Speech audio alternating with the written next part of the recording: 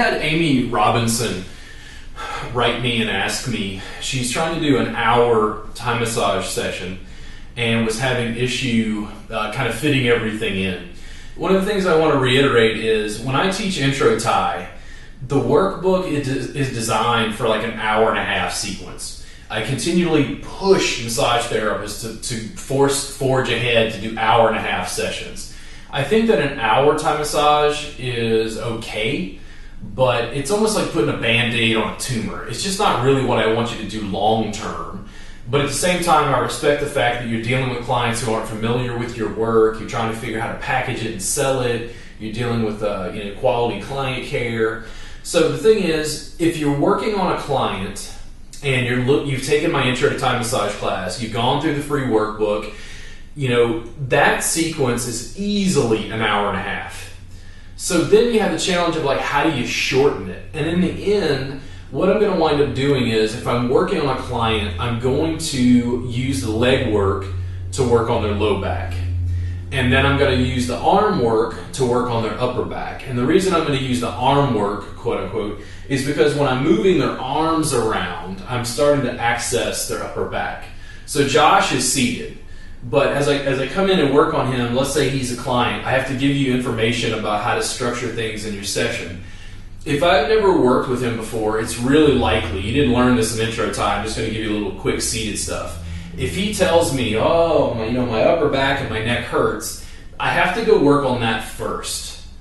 If I don't, if I do what's classically in that workbook and I start at his feet, he's going to feel like I didn't listen to him. And that's not the client response that I want. I want Josh to feel heard and listened to. So what I would do is I'd have him sit down, and then I'd come in.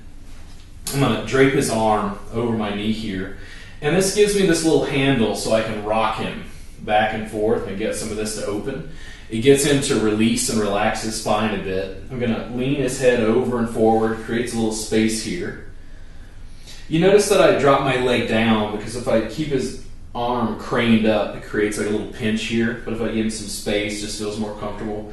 In this junction, if he came in and said this was the problem, I'm just going to come in and I'm going to put just a little bit of pressure right there. He's got upper back and neck tension. Usually it's the junction between the upper back and the cervical spine. Trapezius, levator scapula, says it's splenius capitis, I think that goes down. Muscles along the neck here that are causing issues. I'm just going to lean in and work on those guys, and I'm still got some pressure, but you see there's still this little bit of movement. I've also got this little tricep roll if I want to work on his arm. You're connecting the arms to the upper back and the neck. And when you say, how do I fit it in an hour? Well, if this is the first time I've ever worked on him, he's never worked on a mat, so we could transition him by having him sit first. And what I've basically done is said, I know where the problem is. I'm going to work on this. After I've worked on that for just a bit, I may then have him turn and just lay down on his back. And you'll remember in class, Amy, when we talked about upper back stuff. So if he's having a problem with his upper back, this is his left side, this is his right. I may start here and just give him a little bit of a twist, right? I'm trying to access his rhomboids, access his trapezius. I'm just leaning and hanging out. We've already let him know that we kind of know what's going on. I can always reach around these little movements here.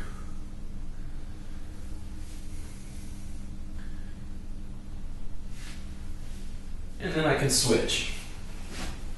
Opposite side. If he's having upper back problems, I can glance over the legs.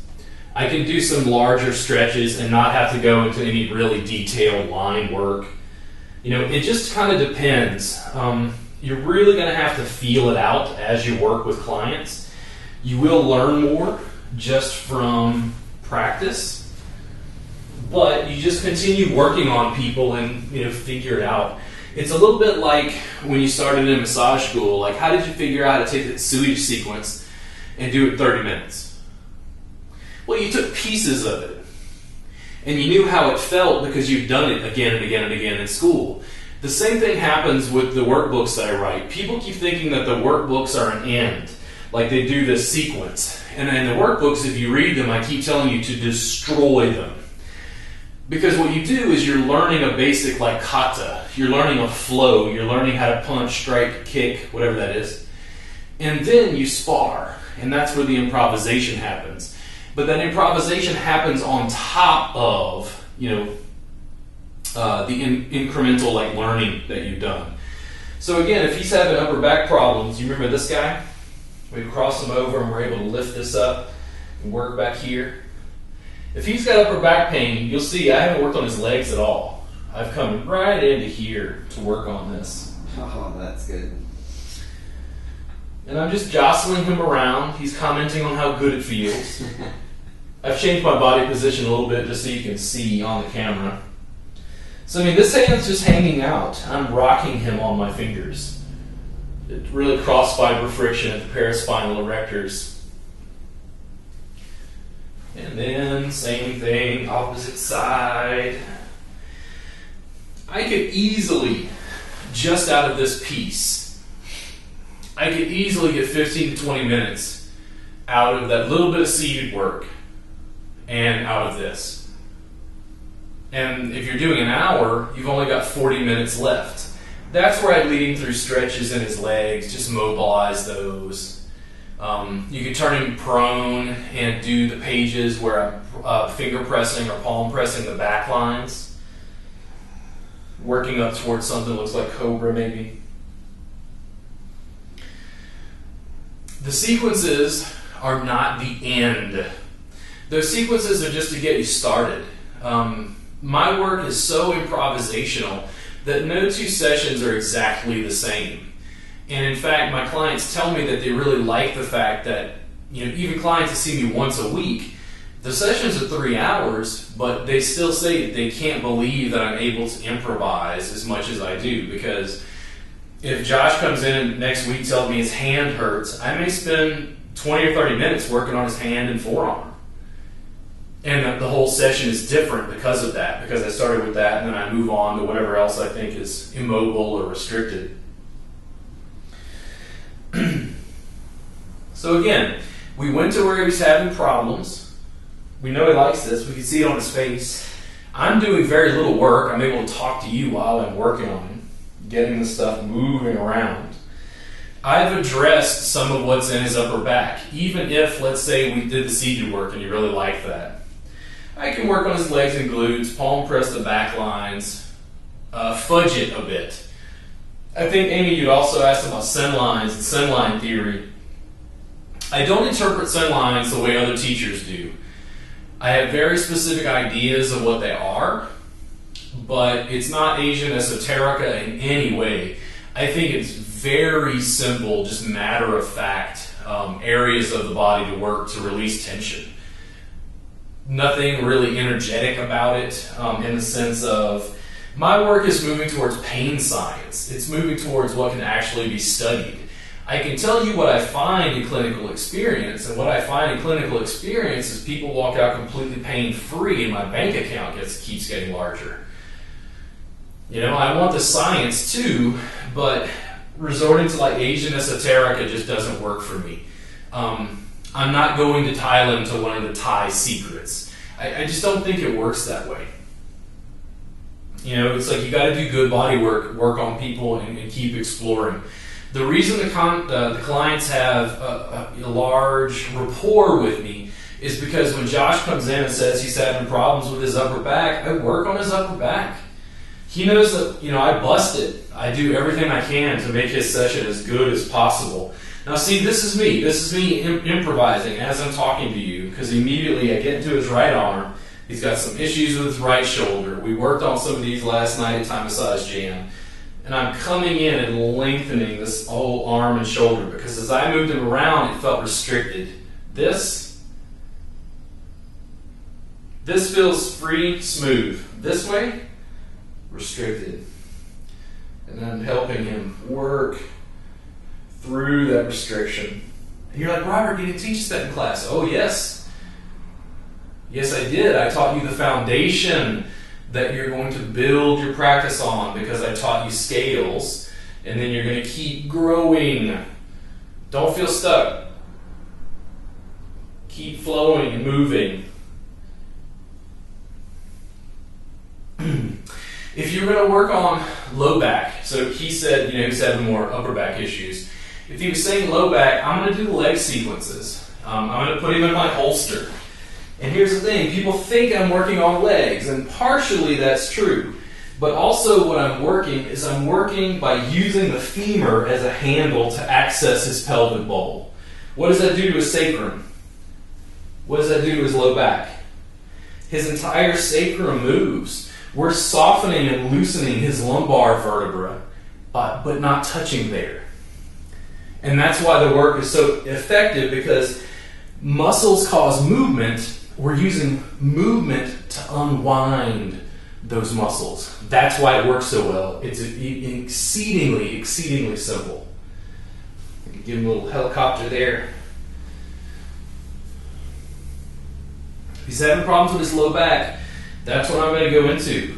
I'm going to go into this, panning his sacrum, the other direction, working on his gluteals, a little tight. I look at his facial expression just to see, is it too much pressure? He's giving me a little sigh there, but his face looks okay. That's probably right to his edge. Give him a little hamstring stretch. Oh, see? Part of it as well, when you work on people, let's say he doesn't have very open hamstrings. So, doesn't matter. You give him a little bit of length. Part of what you're doing isn't just removing the client's pain. Part of what you're doing is just making them aware of where the tension is. It's their decision whether they're going to continue to work on it. You have to find simple, easy-to-use ways to work on tension. Massage therapists consistently talk to me and complain about their hands hurting. Well, I'm working right now. How do my hands feel? That's right, because you can't really do this on a table per se. And that's why I'm so adamant about the mat. And that's why I want Amy Robinson there. It's why I want you to excel doing mat work. And I had to be able to make a video to show you, well, how do you blend it for an hour? How do you mix it? How do you match it? There's more content on my YouTube channel if you dig through older videos. There's tons of information there.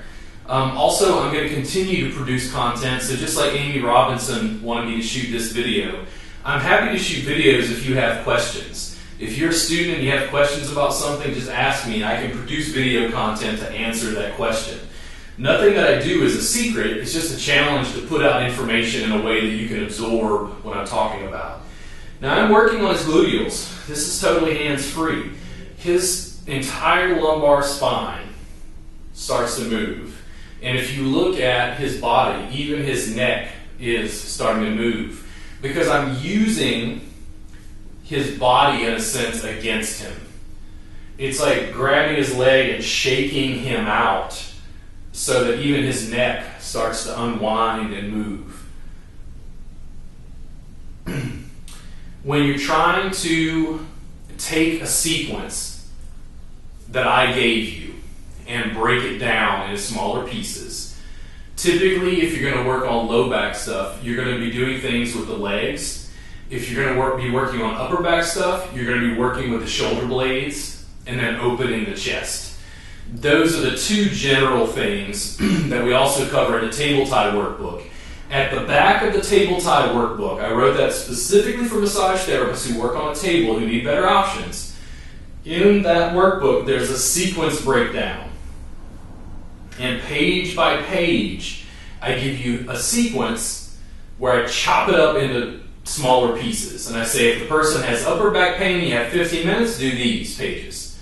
If the person has lower back pain, you have 30 minutes, do these pages. Because I realized that you did need smaller chunks. Once you've worked with it enough, you know what to do. You know, you have an idea. And in the end, here's the thing. When it comes to lines, when it comes to work, I work where I feel tension. So all I'm really doing, as far as a treatment protocol, if you want to call it that, What I really do is I pick up Josh's limbs, I move him around, and I go, where's the tension? When I move across all of those joints, I go, well, the wrist and elbow are fine. Ooh, what's up with the shoulder? And then I work on the shoulder. And after I open up the shoulder, I'm like, how's the shoulder blade? I'm like, oh, it's stuck. I open the shoulder blade, and I work into his upper back, and then I work into his neck. You do that for 3 hours. The person feels like a noodle when you're done. Take the sequences, break them down, and the only way you will ever master completely what I teach is to destroy it. You must give, receive, and repeat that again and again and again. So Amy Robinson, you go find a massage therapist who's not taking my class. You send them a free copy of my Thai massage workbook by sending them a link to my website. And you tell them, I'm going to gift you a free session because I need somebody to practice on and I need feedback. Because I want that other massage therapist to receive the work that I taught you that advertises what you do and advertises what I teach. You have to give, you have to receive, and you have to repeat. I'll see you guys again soon, and I think Josh feels better. I do. Don't forget to subscribe, yo.